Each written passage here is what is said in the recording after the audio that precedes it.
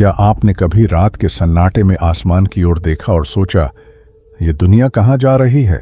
दिल में एक अजीब सी बेचैनी, एक सवाल जो बार बार उठता है, क्या ये वो समय है जिसके बारे में बाइबल ने चेतावनी दी है?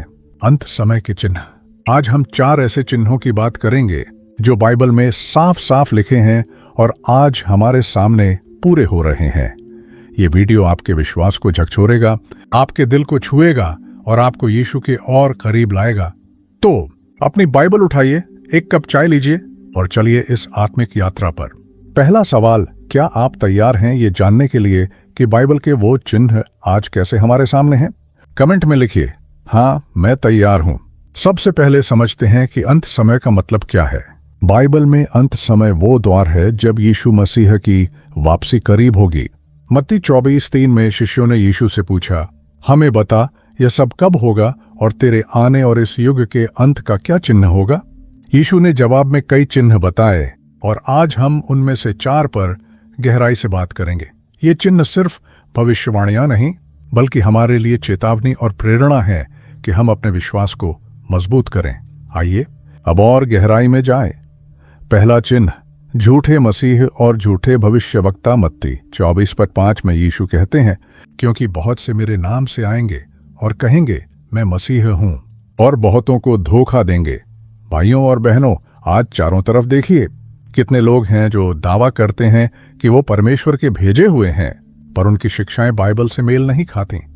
कुछ तो खुद को मसीह कहते हैं और कुछ झूठे भविष्यवक्ता हैं जो सत्य को तोड़ मरोड़ कर पेश करते हैं। गलातियों 1:6-9 में पौलुस चेतावनी देते हैं, यदि कोई तुम्हें उस सुसमाचार से भिन्न सुसमाचार सुनाए जो तुमने ग्रहण किया, तो वह श्रापित हो।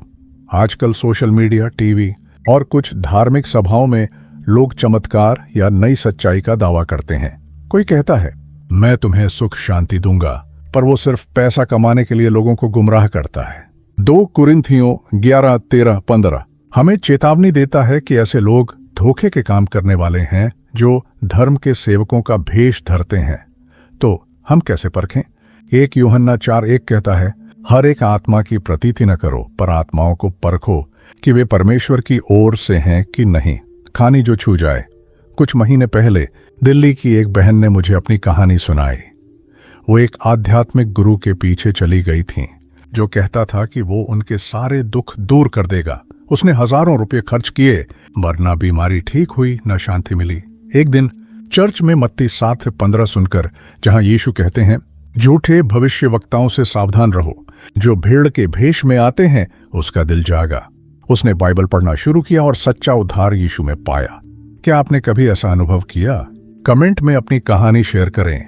क्या आप किसी झूठे वादे के पीछे गए और फिर यीशु ने आपको सही रास्ता दिखाया? ये चिन्ह हमें सिखाता है कि हर चमकती चीज सोना नहीं होती। बाइबल हमारा दिशा सूचक है। अगर कोई शिक्षक यीशु को परमेश्वर का पुत्र नहीं मानता या बाइबल को तोड़ मरोड़ करता है, तो वो झूठा है। प्रैक्टिकल टिप, हर दिन बाइबल का एक अध्याय पढ़ें और प्रार्थना करें कि परमेश्वर आपको सत्य और झूठ में फर्क करने की समझ दे। हम अंत समय के 4 चिन्हों की बात कर रहे थे जो बाइबल में साफ साफ बताए गए हैं और आज हमारे सामने पूरे हो रहे हैं। अब तक हमने झूठे मसीहों और युद्धों की चर्चा की। आइए अब और गहराई में जाएं और तीसरे व चौथे चिन्ह को समझें। अपनी बाइबल तैयार रखिए, क्योंकि ये चिन्ह आपके दिल को छुएंगे और आपको यीशु के और करीब लाएंगे। तीसरा चिन्ह, अकाल और भूकंप। मत्ती 24:7 में यीशु कहते हैं, कई जगह अकाल और भूकंप होंगे। भाइयों और बहनों, क्या ये आज की दुनिया से मेल नहीं खाता? न्यूज देखिए, कहीं सूखा, कहीं बाढ़, कहीं भूकंप। भारत में ही देखें, असम में बाढ़, हिमाचल में भूस्खलन, राजस्थान में सूखे की मार, दुनिया भर में, अफ्रीका में भूखमरी, ऑस्ट्रेलिया में जंगल की आग, जापान में भूकंप। प्रकाशित वाक्य 6:5-6 में तीसरी मुहर खुलने पर अकाल की भविष्यवाणी है, जहां गेहूं का माप 1 दीनार में और जौ का माप 1 दीनार में बिकेगा। ये चिन्ह साफ है, प्राकृतिक आपदाएं अंत समय की निशानी है। लेकिन रुकिए, सिर्फ भौतिक अकाल ही नहीं, एक आध्यात्मिक अकाल भी है। आमोस 8:11 में परमेश्वर कहते हैं, देख वह समय आता है जब मैं धरती पर अकाल भेजूंगा न कि रोटी का अकाल, न पानी की प्यास, परंतु यहोवा के वचन को सुनने की प्यास। ये परमेश्वर का न्याय है, क्योंकि लोग सत्य को ठुकराते हैं। आज लोग सच्चाई की तलाश में भटक रहे हैं, ज्योतिष में, टोने टोटकों में या सोशल मीडिया के झूठे वादों में, पर सच्चा भोजन यीशु में है। यूहन्ना 6:35 में यीशु कहते हैं, मैं जीवन की रोटी हूं, जो मेरे पास आएगा वह कभी भूखा न रहेगा। कुछ समय पहले लखनऊ की एक बहन रीता ने मुझे अपनी कहानी बताई। वो डिप्रेशन से जूझ रही थीं। योग, मेडिटेशन और दोस्तों की सलाह सब आजमाया, पर शांति नहीं मिली। एक दिन उनके पड़ोसी ने उन्हें चर्च बुलाया। वहां उन्होंने भजन संहिता 23:1 सुना, यहोवा मेरा चरवाहा है, मुझे किसी वस्तु की घटी न होगी। उस दिन से रीता ने बाइबल पढ़ना शुरू किया और यीशु में सच्ची शांति पाई। आज वो अपने मोहल्ले में बाइबल स्टडी ग्रुप चलाती हैं। क्या आपने कभी ऐसी शांति की तलाश की और यीशु में पाई? कमेंट में अपनी कहानी शेयर करें। यह चिन्ह हमें याद दिलाता है कि आपदाएं हमें डराने के लिए नहीं, बल्कि परमेश्वर की शरण में लाने के लिए है। जब दुनिया टूटती दिखे, यीशु की ओर देखें। प्रैक्टिकल टिप: हर सुबह भजन संहिता 23 पढ़ें और प्रार्थना करें कि परमेश्वर आपको हर अकाल में पोषित करे। हम अंत समय के 4 चिन्हों की बात कर रहे थे, जो बाइबल में साफ साफ बताए गए हैं और आज हमारे सामने पूरे हो रहे हैं। अब तक हमने झूठे मसीहों और युद्धों की चर्चा की। आइए अब और गहराई में जाएं और तीसरे व चौथे चिन्ह को समझें। अपनी बाइबल तैयार रखिए, क्योंकि ये चिन्ह आपके दिल को छुएंगे और आपको यीशु के और करीब लाएंगे। तीसरा चिन्ह, अकाल और भूकंप। मत्ती 24:7 में यीशु कहते हैं, कई जगह अकाल और भूकंप होंगे। भाइयों और बहनों, क्या ये आज की दुनिया से मेल नहीं खाता? न्यूज़ देखिए, कहीं सूखा, कहीं बाढ़, कहीं भूकंप। भारत में ही देखें, असम में बाढ़, हिमाचल में भूस्खलन, राजस्थान में सूखे की मार। दुनिया भर में, अफ्रीका में भूखमरी, ऑस्ट्रेलिया में जंगल की आग, जापान में भूकंप। प्रकाशित वाक्य 6:5-6 में तीसरी मुहर खुलने पर अकाल की भविष्यवाणी है, जहां गेहूं का माप 1 दीनार में और जौ का माप 1 दीनार में बिकेगा। ये चिन्ह साफ है, प्राकृतिक आपदाएं अंत समय की निशानी है। लेकिन रुकिए, सिर्फ भौतिक अकाल ही नहीं, एक आध्यात्मिक अकाल भी है। आमोस 8:11 में परमेश्वर कहते हैं, देख वह समय आता है जब मैं धरती पर अकाल भेजूंगा, न कि रोटी का अकाल, न पानी की प्यास, परंतु यहोवा के वचन को सुनने की प्यास। ये परमेश्वर का न्याय है, क्योंकि लोग सत्य को ठुकराते हैं। आज लोग सच्चाई की तलाश में भटक रहे हैं, ज्योतिष में, टोने टोटकों में या सोशल मीडिया के झूठे वादों में, पर सच्चा भोजन यीशु में है। यूहन्ना 6:35 में यीशु कहते हैं, मैं जीवन की रोटी हूं, जो मेरे पास आएगा वह कभी भूखा न रहेगा। कुछ समय पहले लखनऊ की एक बहन रीता ने मुझे अपनी कहानी बताई। वो डिप्रेशन से जूझ रही थीं। योग, मेडिटेशन और दोस्तों की सलाह सब आजमाया, पर शांति नहीं मिली। एक दिन उनके पड़ोसी ने उन्हें चर्च बुलाया। वहां उन्होंने भजन संहिता 23:1 सुना, यहोवा मेरा चरवाहा है, मुझे किसी वस्तु की घटी न होगी। उस दिन से रीता ने बाइबल पढ़ना शुरू किया और यीशु में सच्ची शांति पाई। आज वो अपने मोहल्ले में बाइबल स्टडी ग्रुप चलाती हैं। क्या आपने कभी ऐसी शांति की तलाश की और यीशु में पाई? कमेंट में अपनी कहानी शेयर करें। यह चिन्ह हमें याद दिलाता है कि आपदाएं हमें डराने के लिए नहीं, बल्कि परमेश्वर की शरण में लाने के लिए है। जब दुनिया टूटती दिखे, यीशु की ओर देखें।